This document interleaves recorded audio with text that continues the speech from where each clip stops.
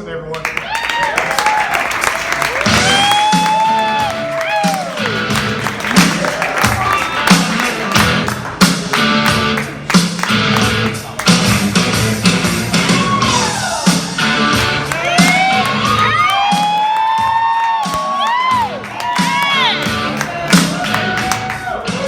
Thank you, DJ.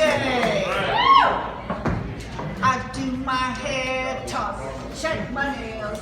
Baby, how you feeling? Feeling good as hell! I'm glad you're feeling good as hell. I'm feeling good as hell tonight because I am happy to be back on the comedy stage. I'm almost giddy. I've been gone for a couple of months. I was doing community theater. I was in a play that had very grown-up, very sophisticated humor. Yeah, so of course I sucked.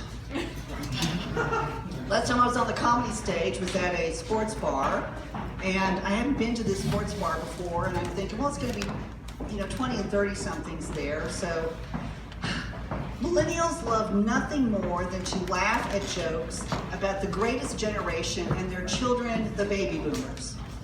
So I had a whole routine based on jokes about Depends and asswipes. I was the first comic on stage, and I surveyed the audience, and there were no millennials. It was all the greatest generation and their children, the asswipe. The baby boomers, because I'm a baby boomer. I guess that's a Freudian slip. There were a couple of 13-year-olds there, though, but they were there with their Meemaw and Peepaw. So I did the routine, I charged through, and I bombed. A couple people stormed out. Well, they didn't really storm because they were on walkers. But they were mad, you could tell. So tonight, I just didn't learn my lesson. I decided to double down on the old people jokes because I am a baby boomer. And tonight we will be discussing that subculture known as the long-term assisted living dweller, of which I'm also an expert because I volunteer at such a facility. And let's talk about the men, or shall I say, the man, because they're outnumbered 10 to 1. He's a 93-year-old wannabe playa, and every time he sees me, he has the same pickup line. Hey, you must be here to visit your grandmother. I know. What am I supposed to say? How am I supposed to respond to that? My brain says to dismiss him. Play on, playa. My heart says flirt with him, just flirt with him.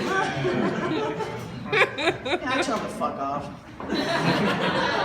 He's not going to remember.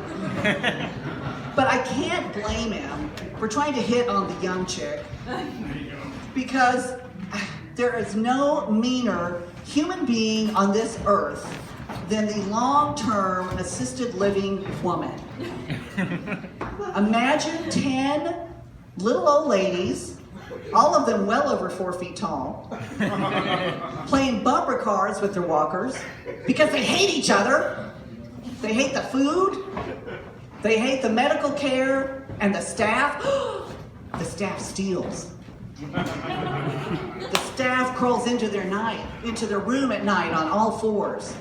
And they steal everything from their wedding dress to their most recently purchased box of ass wipes. Come home ranting and raving, and my husband has to remind me, nobody wants to be in assisted living. They've lost their independence, so they're angry and bitter.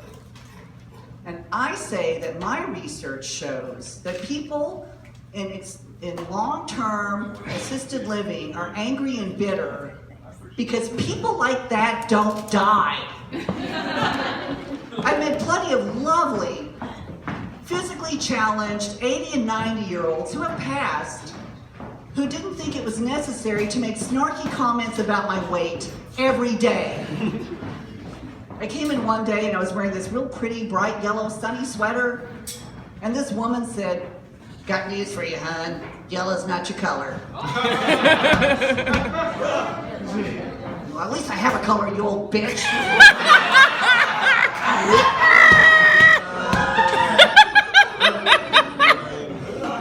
My mother, sainted and wonderful, passed at 87.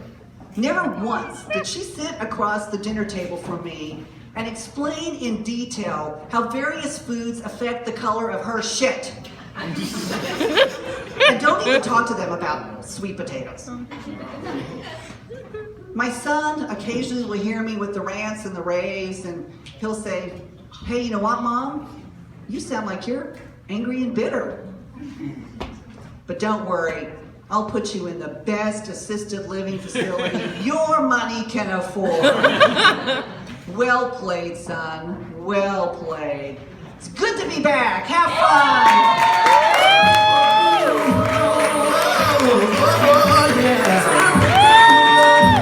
Hey, so we started from the bottom, now we're here, girl. Oh yeah! This is my part right here.